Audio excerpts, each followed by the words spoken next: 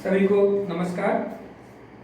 आज हम प्रसिद्ध कवि गजानन माधव मुक्तिबोध की कविता सहर्ष स्वीकारा है पढ़ने जा रहे हैं।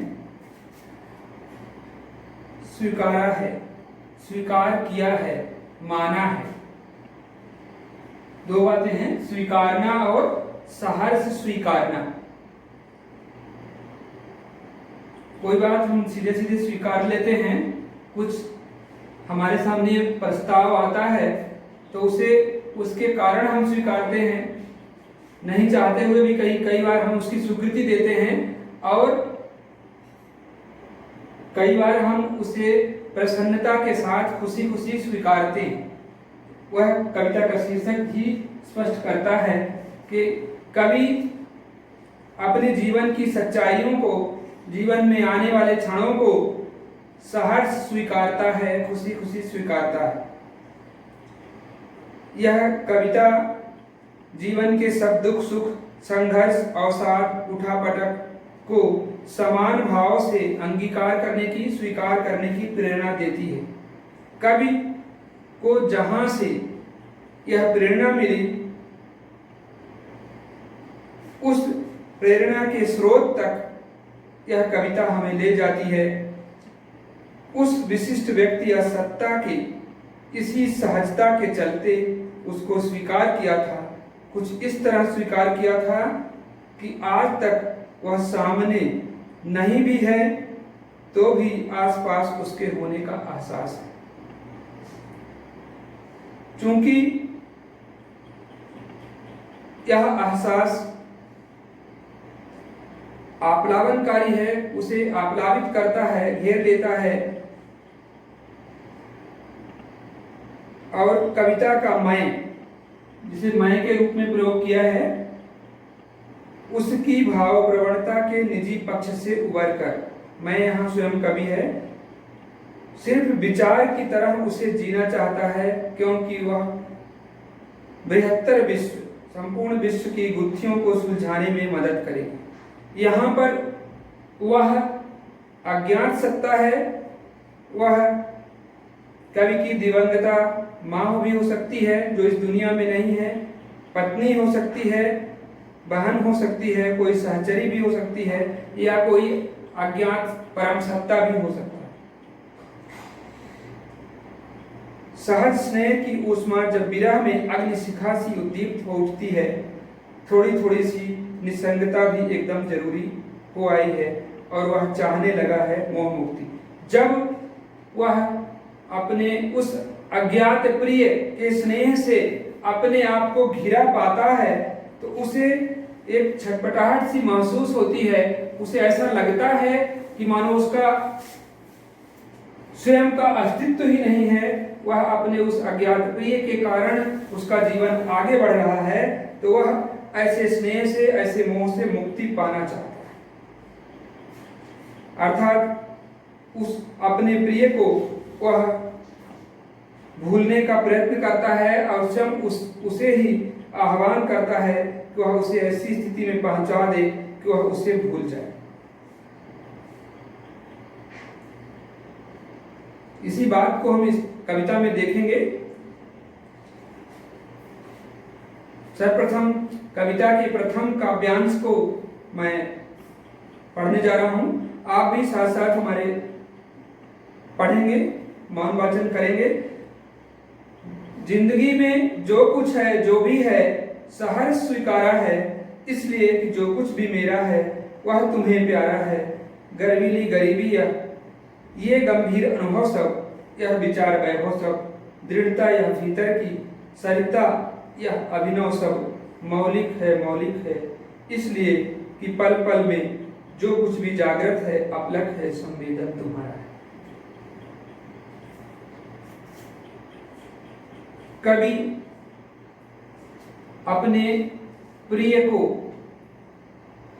संबोधित करते हुए कहता है कि उसके जीवन में जो कुछ है, जो भी है, वह उसे सहज स्वीकार करता है, खुशी खुशी स्वीकार करता है।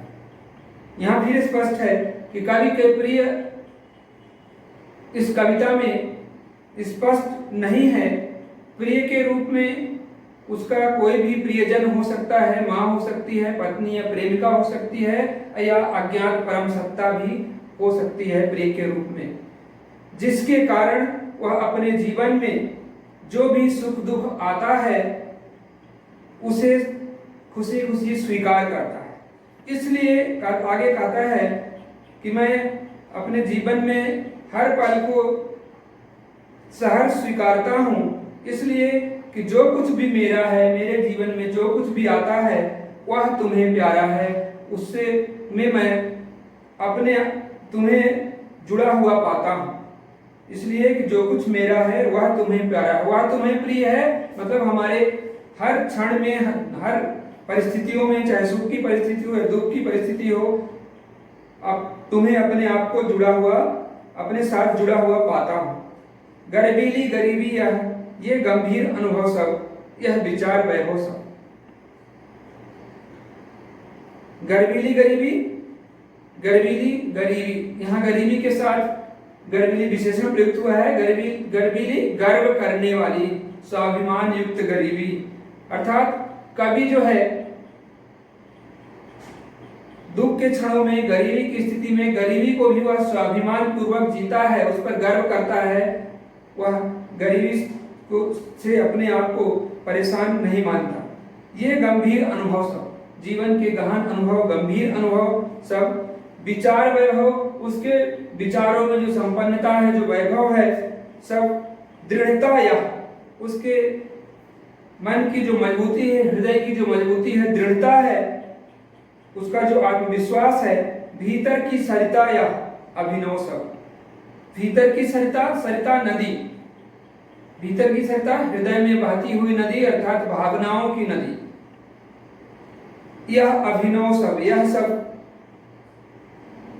अभिनव है, नया है, मौलिक है, मौलिक है, उसका अपना है, वास्तविक है, मौलिक है, मौलिक है, वास्तविक है। तो बार बार मौलिक शब्द का प्रयोग करके उसको दृढ़ता प्रदान करना चाहता है कि यह सारी बातें, उसके विचारों की संपन्नता, उसके गहन अनुभव, हृदय में बहती भावनाओं की नदी, यह सब नया और उसका वास्तविक है। इसलिए कि पल पल में, इसलिए कि पल पल में, हर पल, हर क्षण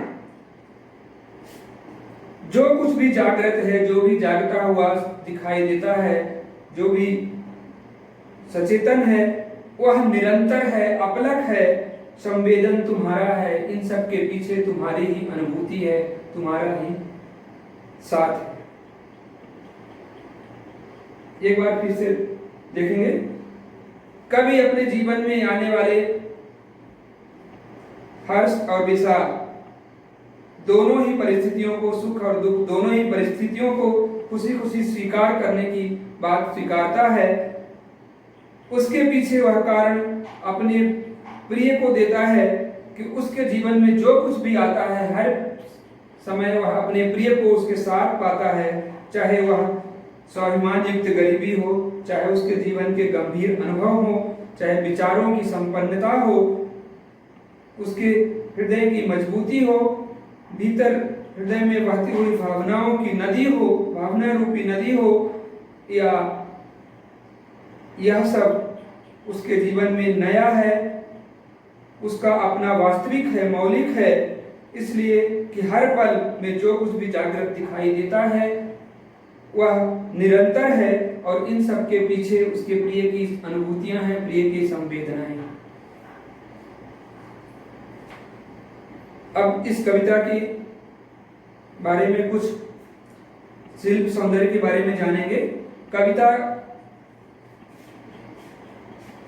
खड़ी बोली में है, संस्कृत निष्ठ शब्दों का प्रयोग है, वैभव, सरिता, अभिनव, मौलिक संस्कृत से आए हुए शब्द हैं। मुक्त छंद है और अलंकारों का प्रयोग है। अलंकार हम कुछ देखेंगे, जिंदगी में जो कुछ है, जो भी है, अनुप्रास अलंकार है, सहर्ष स्वीकारा में भी अनुप्रास है, गर्वीली गरीबी में भी अनुप्रास है, भीतर की सरिता में रूपक अलंकार है, मौलिक है और पल पल में पुनरुक्ति प्रकाश अलंकार है।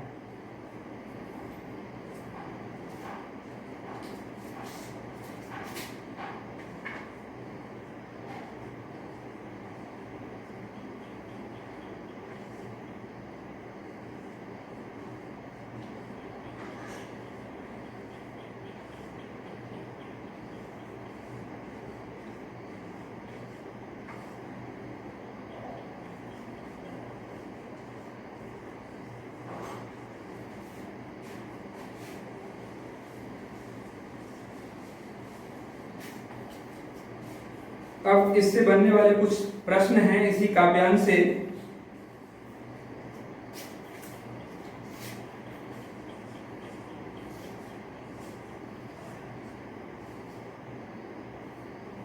पहला प्रश्न,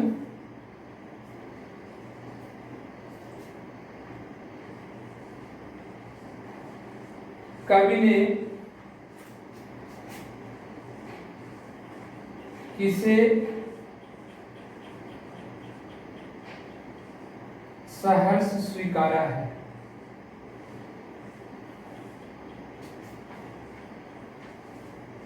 सहर्ष स्वीकार किया है।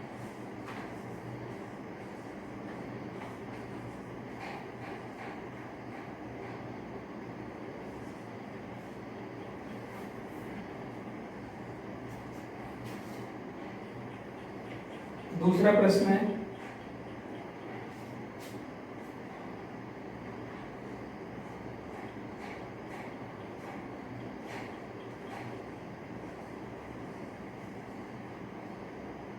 गरीबी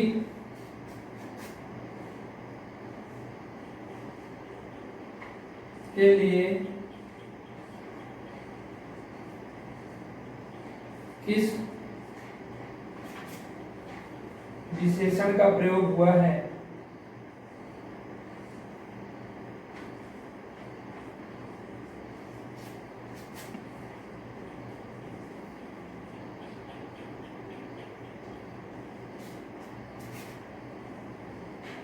इसके प्रयोग से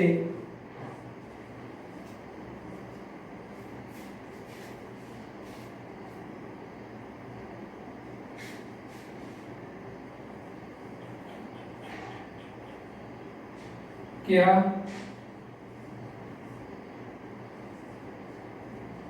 चमत्कार उत्पन्न होता है?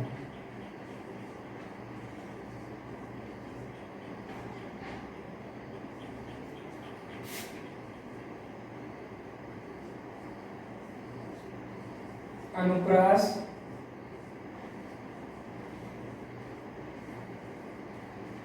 अलंकार के उदाहरण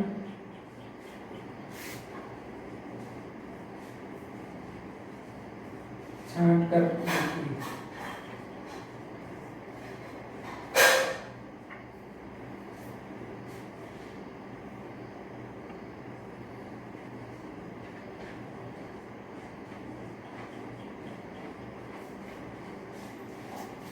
फिर से एक बार प्रश्न देखें, कवि ने किसे सहर्ष स्वीकार किया है और क्यों? दूसरा प्रश्न, गरीबी के लिए किस विशेषण का प्रयोग है? इसके प्रयोग से क्या चमत्कार उत्पन्न होता है? तीसरा प्रश्न, अनुप्रास अलंकार के उदाहरण छांट कर लिखिए।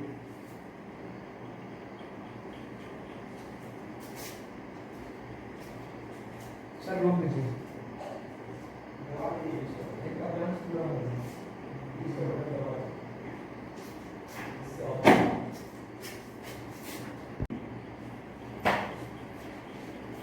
सभी को नमस्कार। आज हम प्रसिद्ध कवि गजानन माधव मुक्तिबोध की कविता सहर्ष स्वीकारा है पढ़ने जा रहे हैं। स्वीकारा है, स्वीकार किया है, माना है, दो बातें हैं, स्वीकारना और सहर्ष स्वीकारना। कोई बात हम सीधे सीधे स्वीकार लेते हैं, कुछ हमारे सामने प्रस्ताव आता है तो उसे उसके कारण हम स्वीकारते हैं, नहीं चाहते हुए भी कई बार हम उसकी स्वीकृति देते हैं, और कई बार हम उसे प्रसन्नता के साथ खुशी खुशी स्वीकारते हैं। वह कविता का शीर्षक ही स्पष्ट करता है कि कवि अपने जीवन की सच्चाइयों को, जीवन में आने वाले क्षणों को सहर्ष स्वीकारता है, खुशी खुशी स्वीकारता है। यह कविता जीवन के सब दुख सुख, संघर्ष, अवसाद, उठापटक को समान भाव से अंगीकार करने की, स्वीकार करने की प्रेरणा देती है। कवि को जहां से यह प्रेरणा मिली, उस प्रेरणा के स्रोत तक यह कविता हमें ले जाती है। उस विशिष्ट व्यक्ति या सत्ता के इसी सहजता के चलते उसको स्वीकार किया था, कुछ इस तरह स्वीकार किया था कि आज तक वह सामने नहीं भी है तो भी आसपास उसके होने का एहसास है। चूंकि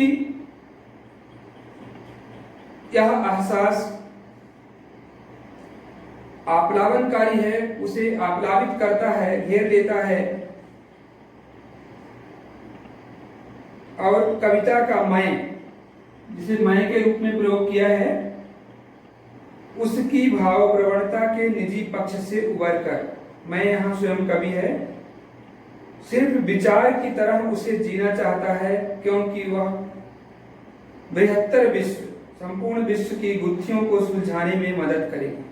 यहाँ पर वह अज्ञात सत्ता है, वह कवि की दिवंगता माँ भी हो सकती है जो इस दुनिया में नहीं है, पत्नी हो सकती है, बहन हो सकती है, कोई सहचरी भी हो सकती है, या कोई अज्ञात परम सत्ता भी हो सकता है। सहज स्नेह की ऊष्मा जब विरह में अग्नि शिखा सी उद्दीप्त हो उठती है, थोड़ी थोड़ी सी निसंगता भी एकदम जरूरी हो आई है, और वह चाहने लगा है मोह मुक्ति।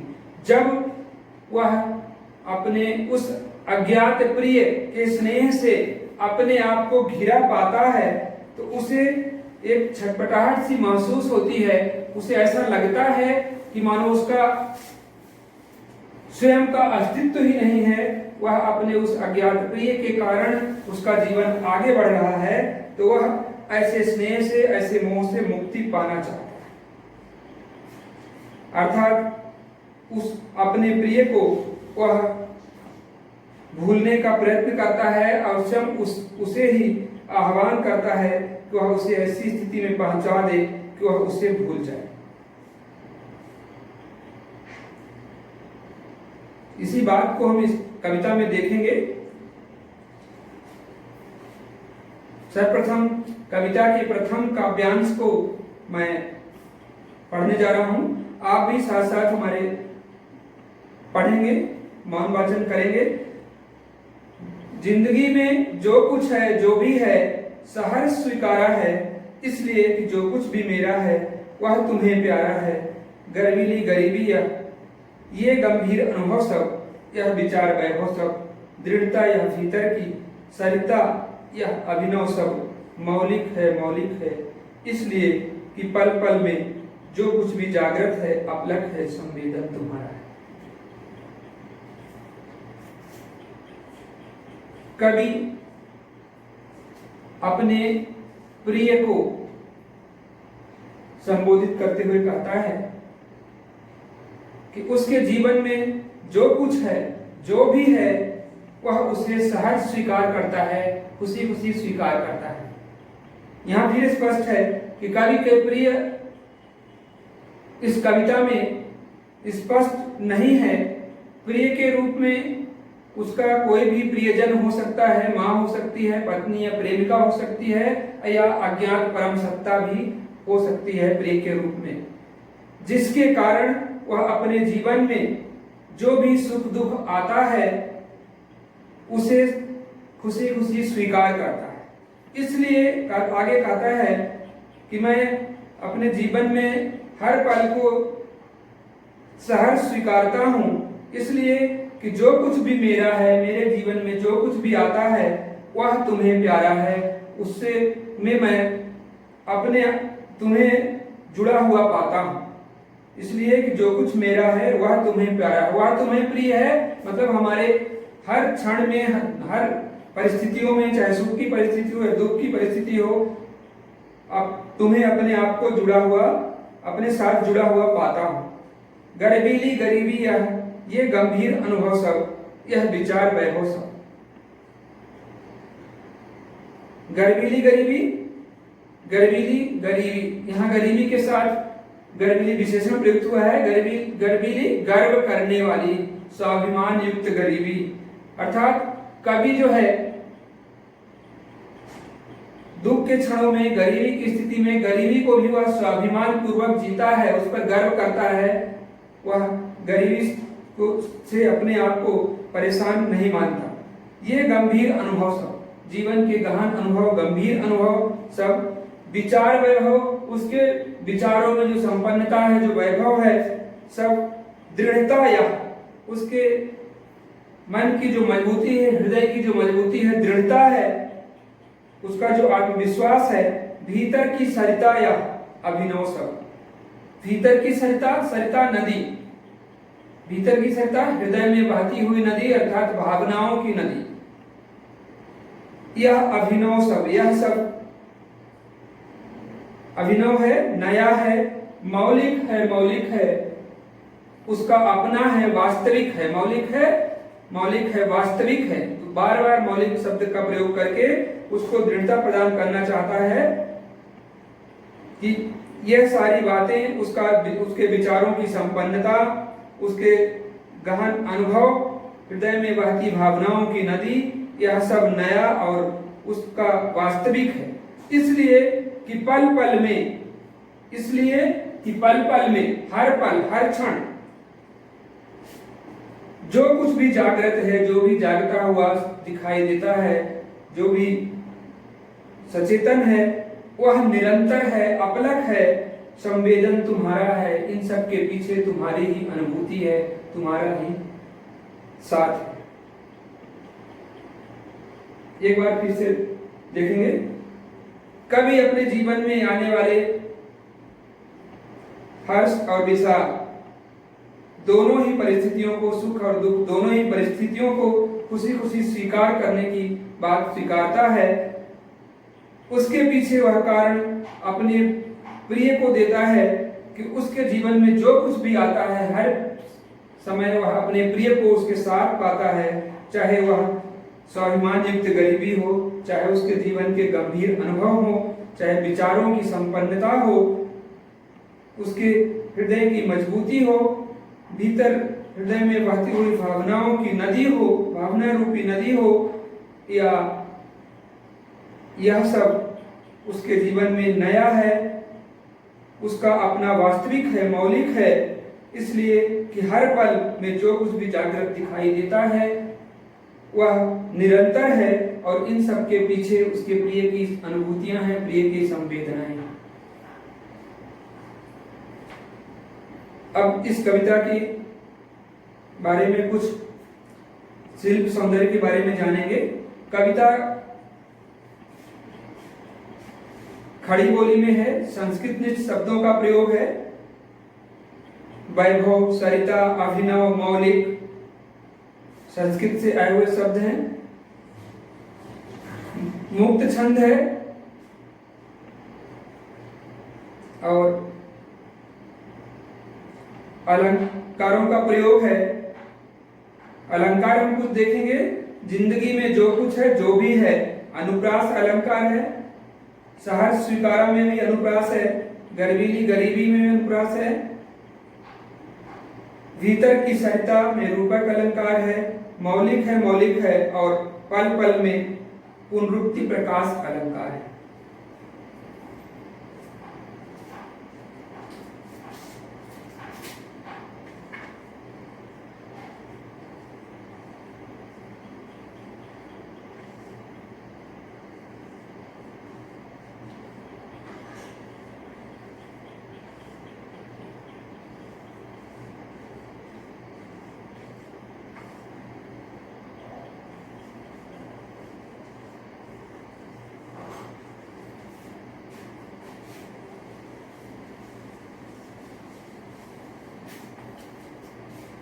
अब इससे बनने वाले कुछ प्रश्न हैं इसी काव्यांश से।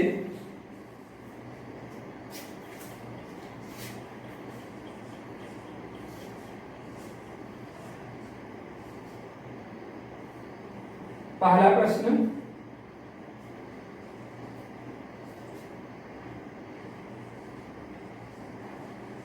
कवि ने किसे सहर्ष स्वीकारा है?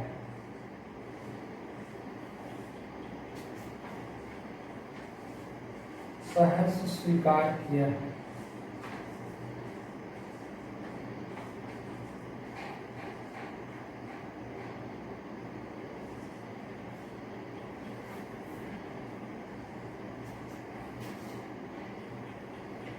दूसरा प्रश्न है,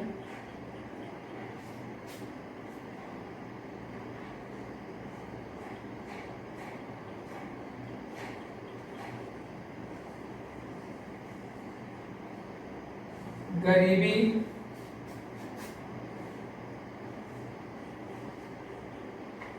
के लिए किस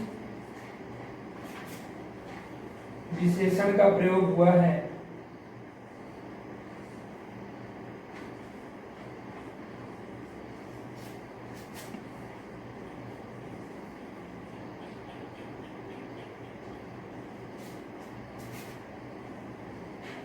इसके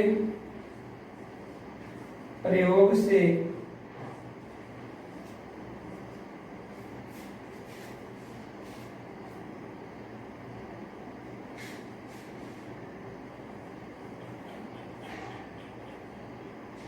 क्या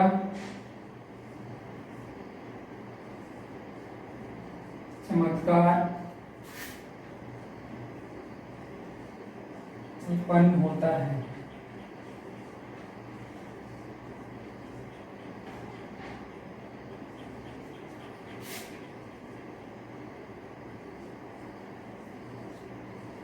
अनुप्रास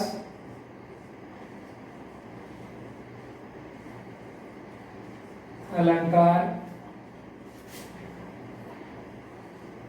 के उदाहरण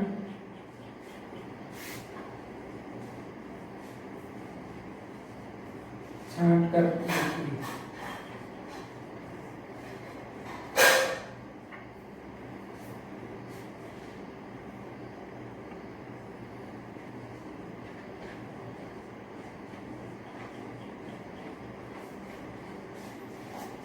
फिर से एक बार प्रश्न देखें, कवि ने किसे सहर्ष स्वीकार किया है और क्यों? दूसरा प्रश्न, गरीबी के लिए किस विशेषण का प्रयोग है? इसके प्रयोग से क्या चमत्कार उत्पन्न होता है? तीसरा प्रश्न, अनुप्रास अलंकार के उदाहरण छांट कर लिखिए।